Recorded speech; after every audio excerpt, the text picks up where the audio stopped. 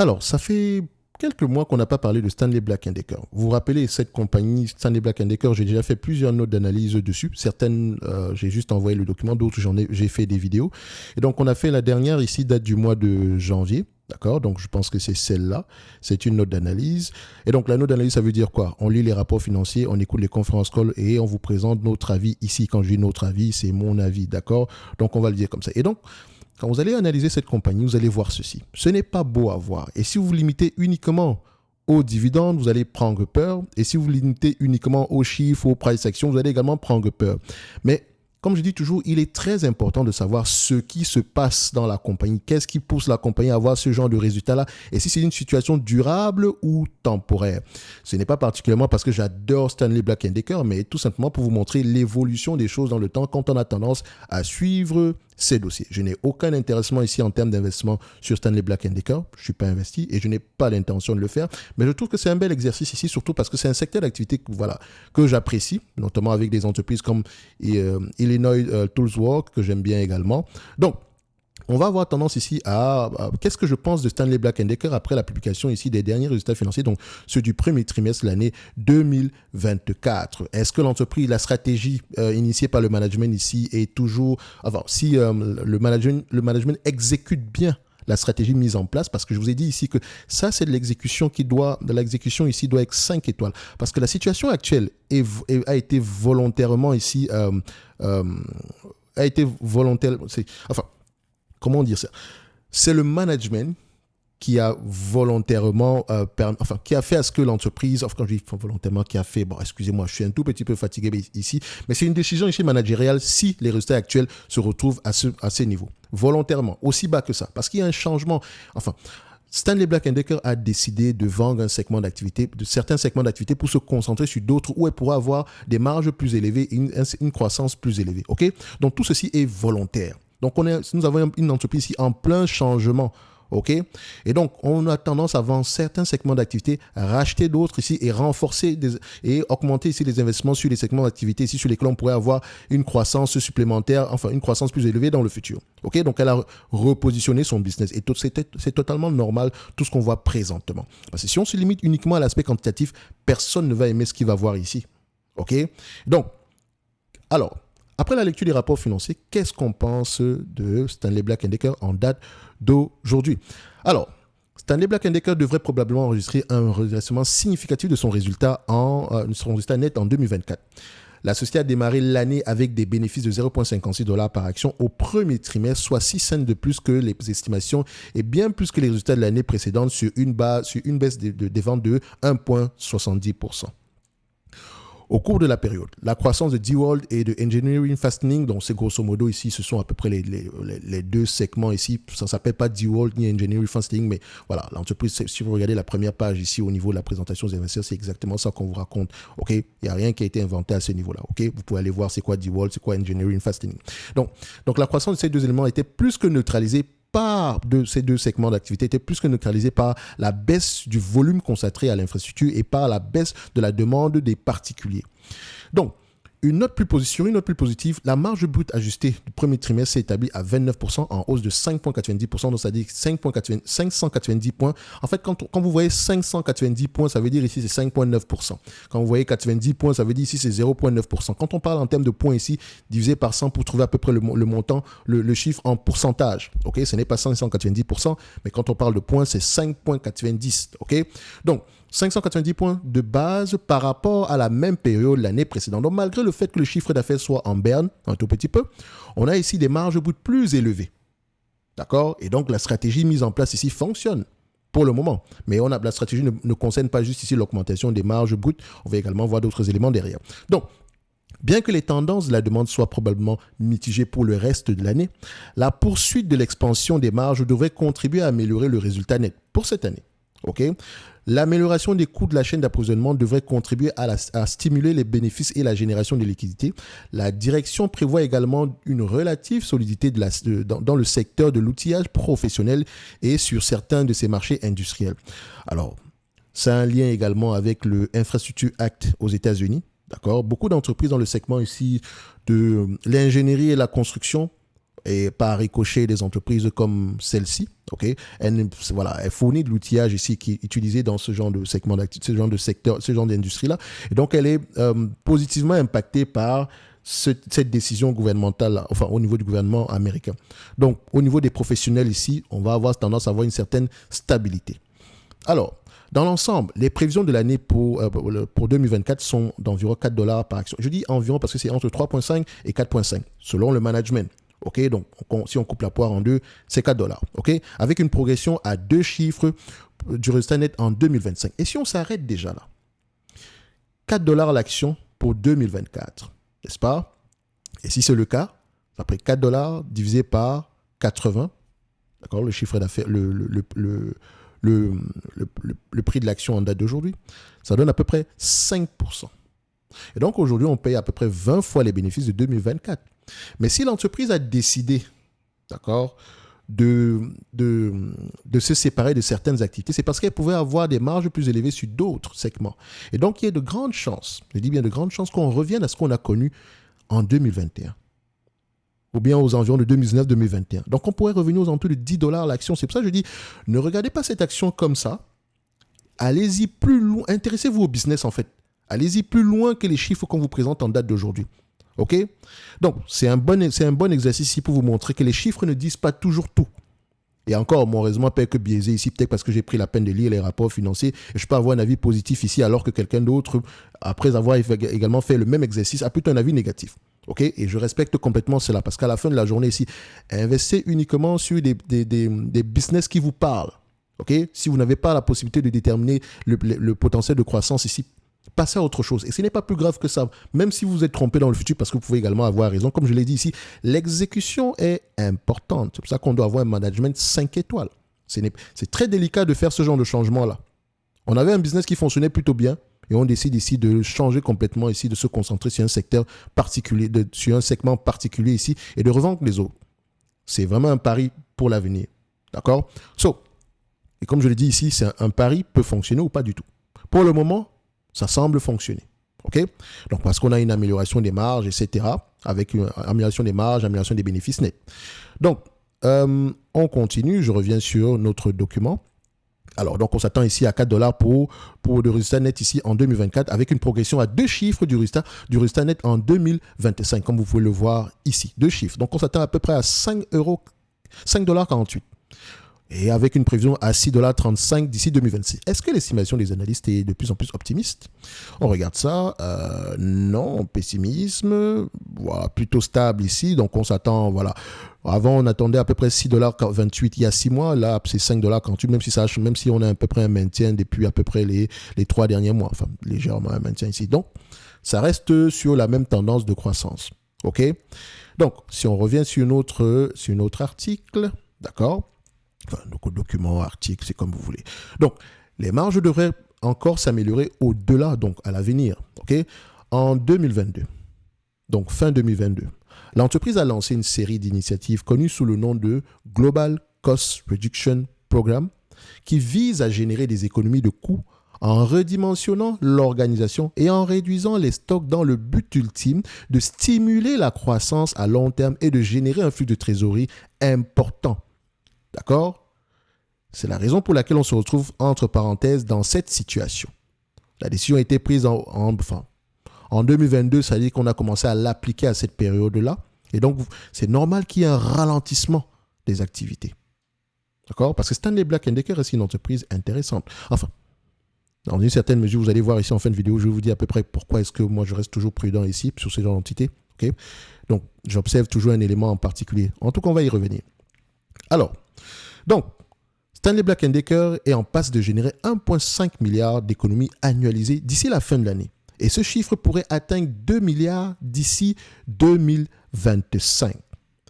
L'entreprise continue de se défaire également de ses actifs non essentiels. Sur la dernière vidéo, on mentionnait ici qu'elle avait signé un deal ici avec une entreprise pour vendre un segment d'activité. C'était au mois de décembre. Donc, entre le moment où on signe et le moment où la vente est effective, d'accord, il peut se passer plusieurs mois.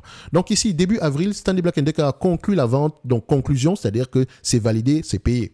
Okay, de Stanley Infrastructure à Epiroc AB pour un montant de 560 millions de dollars en espèces. Donc, la direction a affecté le produit de la vente à la réduction de la dette de l'entreprise. Et donc, moi, je pense que c'est une bonne décision. Et donc, si on regarde l'entreprise ici du point de vue quantitatif uniquement, on va se dire ici que nous avons un business qui aura tendance à améliorer des bénéfices nets dans le temps. Et comme je l'ai dit ici, mon problème avec cette compagnie va parfois se situer au niveau des free cash flow qui peuvent être en dents de scie. Mais si vous regardez bien ici, vous allez vous rendre compte que les free cash flow en question, parce que c'est bien qu'ils soient en dents de scie, l'entreprise a tendance à récupérer la totalité de ce qu'elle gagne ici en free cash flow. Ça peut prendre du temps, mais voilà, elle a tendance à récupérer la totalité. Donc, vous voyez déjà les free cash flow attendus en 2026 sont plus élevés que ceux au niveau des bénéfices nets ajustés, mais également vous voyez que c'est difficile de faire des prévisions au niveau des free cash flow ici parce on a généralement une variation en termes de BFR. Parce que la question également que vous devez poser, c'est l'entreprise vend ses produits à qui, premièrement, et comment est-ce qu'elle arrive à rejoindre sa clientèle? Et là, ça prend en considération ici le réseau de distribution. Et généralement, le réseau de distribution, c'est qui? Lowe's, et comment on appelle ça encore? Et la compagnie qu'on appelle son nom va m'échapper encore aujourd'hui. Home Depot. Il n'y a pas que Home Depot, il y a également Walmart, etc. Mais vous voyez ici qu'on a affaire à des distributeurs ici, soit spécialisés, soit des grandes surfaces ici pour revendre nos produits. Et donc, parfois, ces entités-là, vu qu'elles sont assez grosses, ils vont avoir tendance ici à demander ici, à acheter à crédit, d'accord, parce qu'elles peuvent se le permettre. Et nous également, on veut du volume. Et on sait également que ces personnes-là sont solvables. Donc, ça peut avoir un impact au niveau de nos BFR, mais on a tendance à récupérer ce cash-là. OK? Donc, je pense que c'est Lowe's ou bien, parce qu'il ne faut pas que je me trompe. Hein. Oui, c'est bien ça. Bref, donc dans l'ensemble, après la note d'analyse, je suis toujours positif sur Stanley Black & Decker. Je suis toujours positif. En fait, l'idée de faire cette note d'analyse me vient parce que le week-end précédent, j'ai eu un call avec un abonné de la chaîne. Je rappelle ici que vous pouvez réserver des calls pour ceux qui sont intéressés au programme de la compagnie. Mais si vous avez toutes d'autres questions supplémentaires ici, on peut prendre la peine d'en parler. D'accord? Donc, vous avez les calls de Top Invest en description de la vidéo. D'accord? Et donc, ici, je me suis rappelé que ça pourrait être intéressant de revoir ici l'évolution de Stanley Black & Decker dans le temps. Tout ceci, comme je l'ai mentionné, c'est pour souligner l'importance d'aller au-delà des chiffres. Au-delà des chiffres. Parce que tout ce qu'on voit, les chiffres ici ne vous donnent pas toute l'information. Parce que quelqu'un ici qui va regarder uniquement ces chiffres va se dire « Oh, nous avons un business ici qui est en train de mourir, etc. » Ou bien, voilà. Pourtant, ce n'est pas la bonne information. C'est un peu comme avec Advanced Auto Parts qui est peut-être dans la même situation. D'accord? À peu près ce genre d'entreprise. Je pense qu'également, il y avait une entreprise comme Cisco, si je ne me trompe pas. Non, ce n'est pas Cisco. Son nom va m'échapper, mais bref, ce n'est pas plus grave que ça. En tout cas. Donc, il faut toujours aller au-delà des chiffres. On observe l'information, on observe présentement, parce qu'il est difficile ici de penser qu'une entreprise qui était extraordinaire, qui paraissait intéressante du point de vue chiffre, du jour au lendemain se retrouve à avoir ce genre de situation. Alors, peut-être que ça peut être une situation volontairement provoquée par le management, d'accord, ou bien juste un ralentissement temporaire ici des marchés finaux. Parce que dans tous les cas de figure, le marché final de Stanley Black & Decker, il est cyclique. Donc, on n'est pas souvent étonné d'avoir ce genre de variation-là. En tout cas, vu que c'est volontairement, cette situation a été volontairement appliquée par le management ou bien provoquée par le management, on va se dire ici que nous avons une entreprise le management espère revenir aux alentours des $10 selon les prévisions, selon leur stratégie ici. Donc, on pourrait s'attendre à une évolution des bénéfices nets dans le temps. Okay? Donc, le $6,35 que je prends en date d'aujourd'hui pourrait avoir tendance à évoluer. Donc, pour le moment, quand on est dans ce genre de transition-là, ça sera difficile d'avoir 20 fois les bénéfices ou ce genre de choses. Même si l'entité se négocie à 20 fois les bénéfices en date d'aujourd'hui, mais je pense que ça inclut déjà ici une certaine croissance des revenus, des bénéfices nets dans le temps. Donc, si on prend ici $80 divisé par 6,35, on est à peu près aux alentours de 12 fois les bénéfices. 12,6 fois les bénéfices par là. Et si c'est 12,6 fois les bénéfices, on reste en dessous des 15. Okay? Et donc, si je prends à 15 fois les bénéfices, ça revient à 15 fois les bénéfices, pour moi, ça reste un rendement. Pour ceux qui sont habitués à la chaîne, vous savez qu'on pense ici en termes de rendement. Donc, quand on achète une entreprise à 15 fois les bénéfices et qu'elle vous distribue à peu près un dividende de 4% ici, vous savez que le dividende pourrait aller jusqu'à 6 fois et plus que ça, aux alentours de 6,6 fois les bénéfices, si je ne me trompe pas, si mon calcul, il est bon ici. Donc, vous allez juste à faire ici du 100 divisé par 15. Parce que le multiple de valorisation ici, c'est un rendement. Il faut inverser le calcul. OK? Donc, ici, on ira jusqu'à $95 en 2026. J'enlève la dette nette en date d'aujourd'hui. On va faire simple. Mais comme je l'ai dit, c'est déjà intéressant au prix actuel. OK? J'enlève la dette nette. 95 moins 46. Donc, 95 moins 46, ça va me donner un chiffre inférieur à 10 fois les bénéfices, généralement. Comme je l'ai dit, le minimum que je vais avoir tendance à payer, c'est 10 fois les bénéfices. Donc, si on paye 10 fois les bénéfices, on sera pas aux alentours de 63 $ par là. OK, donc, enlever la dette ici, c'est un peu, je dirais pas que c'est un peu abusé, mais dans le sens, surtout pour une entreprise qui aura tendance à avoir des bénéfices, qui pourrait avoir des bénéfices nets de plus en plus élevés dans le futur. Si on se situe aux alentours des 10 $ l'action, extrapolons un tout petit peu. OK? Donc, à 15 fois les bénéfices, ça donne à peu près 150. 150 ou à peu près la dette nette qu'on a en date d'aujourd'hui, à peu près 46. Là, on se retrouve à voir quelque chose d'assez intéressant. Et si, admettons que l'entreprise rembourse la totalité de sa dette ici et qu'on a le 10 $ par action attendu et que l'exécution se passe très très bien, on aura tendance à avoir du 12,5% de rendement. Et je mettrai 12,5% de rendement pour cette vidéo. OK? Et donc, je pense que Stanley Black & Decker pourrait avoir tendance à revenir à une certaine moyenne intéressante ici. En tout cas, on va continuer à suivre le dossier. Au moins pour la culture générale, même si l'entité ne nous intéresse pas forcément. Et vous allez me dire, mais pourquoi tu n'investis pas? Parce que je pense que techniquement, j'ai déjà des entreprises en portefeuille que je pourrais continuer juste à rajouter en date d'aujourd'hui. Et voilà, ce genre d'entreprise, voilà, ça ne m'intéresse pas plus que ça. Si je vais en pourcentage, ça sera plutôt timide aux alentours de 1% par là. Mais ceux qui l'ont en portefeuille ici, ceux qui y croient, je pense qu'on ira dans le même... J'aurais tendance à épouser votre avis, d'accord? Surtout au-delà des chiffres, bien sûr. Et juste pour continuer. Alors, quelle entreprise vous aimeriez qu'on analyse ici, sur laquelle vous aimeriez qu'on fasse une note d'analyse? D'accord? Prenez une entreprise du S&P 500. On va limiter ça à ce niveau-là. Donc, regardez le S&P 500, choisissez une entreprise ici, et celle qui aura le plus de votes en commentaire, on va avoir tendance à programmer une note d'analyse ici. Et si ça tombe bien, si j'ai déjà fait une note d'analyse dessus, ça pourrait également arriver très rapidement, peut-être demain, je ne sais pas. Par exemple, si vous me parlez de Home Depot, Home Depot, je l'ai regardé à peu près il y a 2-3 semaines par là. Donc, je peux faire une vidéo assez rapide sur Home Depot ici, au-delà des chiffres. OK? Mais bon, je vous laisse le choix. S&P 500 uniquement. Choisissez une entreprise et celle qui aura le plus de votes. Je mentionne bien le plus de votes. OK? Donc, si quelqu'un a déjà mentionné la compagnie, n'hésitez pas à regarder les commentaires ici et voter. D'accord? Et je rappelle également ici qu'en description de la vidéo, Stanley Black & Decker, je vais l'ajouter dans ma watchlist. OK? Par exemple, ça tombe bien, Builder First Source, je viens juste de terminer mon analyse dessus un peu plus approfondie. Et donc, je pourrais avoir tendance à présenter une analyse fondamentale de cette compagnie-là, mais généralement ici, derrière, dans un webinaire, pour que ce soit un peu plus... Parce que ça va prendre un peu plus de temps que les autres vidéos, d'accord? Parfois, c'est parce que je voulais à peu près montrer le questionnement, etc., ce genre d'entité-là. Bref, on va peut-être en reparler un autre jour, parce que le secteur de la construction m'intéresse de manière générale au courant de cette semaine-ci. Okay? C'est celle sur laquelle je suis en train de faire une note d'analyse sectorielle. Donc, je mets Stanley Black & Decker, je l'ajoute dans ma watchlist. Enfin, ici, est-ce qu'elle fait partie? On va l'ajouter. Et donc, dans la watchlist, je mettrai ici un price target aux alentours de 100 $. En me basant sur le 10 $ ici de bénéfices nets par le temps, dans le temps ici. D'accord? Juste pour marquer l'évolution des choses. Et 100 $ à peu près, c'est presque la moyenne de ce qu'on paie à peu près avec 6,50 $ par action, si on prend en considération la dette. OK? Donc, pour celui qui va avoir tendance à regarder la watchlist en question, vérifier et se rendre compte, Stanley Black & Decker est sous-évalué selon mon calcul, il ira voir la vidéo, il saura pourquoi est-ce que j'ai mis le 100 $. OK? Et la note d'analyse également, elle est là. D'accord? On a à peu près je vais mettre à peu près 100 $. Et la note d'analyse, comment on appelle ça? La watchlist en question, vous pouvez avoir accès en description de la vidéo. OK? Donc, vous arrivez là, vous choisissez le niveau qui vous intéresse. Donc, dépendamment des niveaux ici, analyse sectorielle, c'est note d'analyse, les compagnies qui m'intéressent, sur lesquelles j'ai tendance à faire un suivi. Et puis d'ailleurs, on va avoir tendance à renouveler beaucoup d'entreprises cette semaine-ci, sur lesquelles on a déjà mentionné par le passé. Donc, ce qui veut dire que moi, je fais une analyse fondamentale sur le sujet, donc je prends la peine de lire les rapports financiers. Et nous, on se challenge, d'accord? Si vous voulez discuter du business au-delà des chiffres ici, le business ralentit, etc., qu'est-ce qui se passe? On en parle au-delà des chiffres, parce que je pense que c'est à ce niveau-là que se trouve la véritable plus-value en termes d'analyse fondamentale. OK? Donc, vous avez accès à la watchlist, vous pouvez faire des demandes d'analyse quantitative, etc. Vous pouvez également demander une révision de votre portefeuille en privé. On s'assoit, on parle de votre portefeuille. Thierry, j'ai choisi ça pour ça.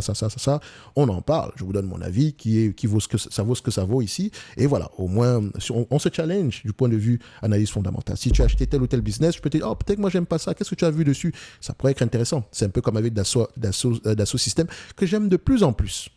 quelque chose qu'on a eu tendance à étudier dans le programme de l'accélérateur ici. Donc, vous avez tous ces éléments-là. Je vous laisse aller choisir celui qui vous intéresse ici. D'accord? Donc, pour revenir ici au call de Top Invest, donc vous pouvez réserver un call ici pour ceux qui veulent faire une analyse, qui veulent apprendre à faire de l'analyse fondamentale de manière poussée. OK? On essaiera de voir ici si votre profil, ici, ce qu'on propose pourrait être intéressant par rapport à votre profil. C'est en description de la vidéo. C'est essentiellement de la pratique. C'est un accompagnement. C'est la pratique et c'est un accompagnement à durée indéterminée. Ce n'est pas une affaire de 3 mois ou quoi que ce soit. C'est sûr qu'après 3 mois, vous pourrez faire le travail de vous-même. Mais si vous avez des questions, on est là, d'accord? Parce que je sais que ici, l'investisseur que tu es aujourd'hui, enfin, depuis, si tu viens juste de commencer, tu ne seras pas la même personne dans 6 mois. En termes de réflexion, il y a beaucoup de choses qui vont changer. OK? Si ça fait 5 ans que tu investis dans l'année prochaine, tu vas remarquer que ton niveau, ton évolution, quand tu compares ton évolution par rapport à 6 mois ou 1 an, ici, si tu as tendance à pratiquer, ok, tu vas te rendre compte qu'il y a beaucoup de choses qui changent. On continue à évoluer en tant qu'investisseur. C'est pour ça que moi, je considère que l'investissement ici également, c'est également l'accumulation perpétuelle des connaissances. Ok, ne regardez pas juste ça du point de vue je gagne de l'argent, mais en termes de culture générale également ici au niveau de business, ça peut être intéressant. Ok, maintenant quand je regarde un business, j'essaie de déterminer les avantages concurrentiels. Oh, la distribution, comment est-ce qu'on peut avoir des avantages concurrentiels ici? Est-ce que c'est parce qu'on aura plus de magasins? Est-ce que c'est parce que le service sera intéressant? Ou bien c'est parce notre chaîne d'approvisionnement, on va avoir tendance à générer mieux la logistique par rapport aux autres entités? Bref. Je me pose cet ensemble de questions-là parce que c'est à ce niveau-là que se trouve l'avantage, c'est à ce niveau-là que se trouve la valeur de la compagnie. OK? On veut investir sur les business de qualité, donc généralement des entreprises qui ont des avantages concurrentiels. Et les avantages concurrentiels, j'ai partagé une vidéo ici que j'ai fait il y a très longtemps concernant les avantages concurrentiels. Donc, c'est sur l'onglet communauté de la chaîne YouTube. Vous pouvez aller regarder ça. Et donc, ce sont ces éléments qu'on recherche. Pour la compagnie qu'on appelle Stanley Black & Decker, qu'est-ce qu'on a? L'avantage concurrentiel, c'est d'abord la perception, c'est d'abord la marque, pour dire la vérité. Même si derrière la marque ici, il y a également, comment on appelle ça? Il y a également en termes de je dirais pas la technologie ici, parce que il y a des substituts à la compagnie, à ce que Stanley Black & Decker propose, mais il y a beaucoup d'innovations également derrière. Ok, donc c'est une entité qui a tendance à innover. Les Power Tools ici ne changent pas énormément. On a tendance à les améliorer uniquement ici. Donc, vous pouvez voir qu'il y a plusieurs compagnies qui proposent ces Power Tools, dépendamment ici des secteurs, parce qu'il y a plusieurs types de Power Tools, dépendamment ici du secteur d'activité. Ok, vous pouvez regarder Snap-on par rapport à ce qu'elle propose, que vous pouvez comparer par rapport à ce que Illinois Toolworks propose, ou bien des entités ici comme Stanley Black & Decker. Je pense qu'il y a également d'autres entités qui existent et vous allez voir qu'elles ont soit des couleurs différentes. En tout cas, c'est un secteur qui est assez vaste ici. Ok, maintenant je me pose la question, est-ce qu'il y a un coût de commutation dessus? Mais bon, je pense pas trop, mais c'est plus le pouvoir, c'est plus le pricing power lié à la marque, donc à la qualité du produit ici, et ça peut être quelque chose de très subjectif parfois, donc ça dépend également du service à la clientèle et la fiabilité du produit. Bref, voilà des éléments qui nous intéressent sur ce type de secteur d'activité. Je pense que c'est sur ça qu'on doit passer plus de temps, plutôt que de regarder les chiffres, 10 fois les bénéfices, blablabla, blablabla. Les chiffres peuvent changer énormément dans le temps. Mais le business en lui-même ne change pas beaucoup. Parce que sur un business ici, il y a toujours des pépins il y a toujours des pépins à long terme. D'accord? On va avoir tendance à rencontrer des dos d'âne. On va le dire comme ça. OK? Ce n'est que mon avis. Et non un conseil d'investissement. Comme d'habitude, je me réserve le droit de me tromper. N'oubliez pas, en lien dans la description de la vidéo, vous avez le service Top Premium. Vous pouvez choisir les niveaux qui vous intéressent ici. Vous pouvez également booker un call ici pour qu'on parle de l'accélérateur ou bien de tout autre élément ici lié à votre portefeuille. On va le dire comme ça, en privé, bien sûr. Et en commentaire, je vous ai demandé quelle entreprise vous aimeriez qu'on analyse au-delà des chiffres. Je le mentionne. J'ai bien au-delà des chiffres. Donc, je vous laisse aller proposer des entités ici dans le S&P 500 uniquement. Je ne parle pas d'entités autres ailleurs. Ok, uniquement dans le S&P 500 ou bien à la limite des entités canadiennes. Comme je l'ai mentionné ici à plusieurs fois, j'ai un intéressement ici sur les entités nord-américaines de par mon positionnement. Je ne suis pas assis en Europe et dire que non, les Américaines m'intéressent, mais c'est parce que c'est ma région. D'accord? Donc, il est temps un peu qu'on parle de ces entités-là parce que je passe plus de temps à lire sur elles plutôt que toute autre chose. Sur les compagnies européennes, je fais de l'analyse quantitative et ça s'arrête là. OK? Très rarement, ici, je vais aller au-delà des chiffres, même si sur certaines comme, comment on appelle ça, Pernod Ricard, comme Sanofi, comme STM Microélectronique, j'ai essayé d'aller au-delà des chiffres. D'accord? Bref, on va se donner rendez-vous sur la prochaine vidéo. Un like, un abonnement, un commentaire, ça fait toujours plaisir, les amis.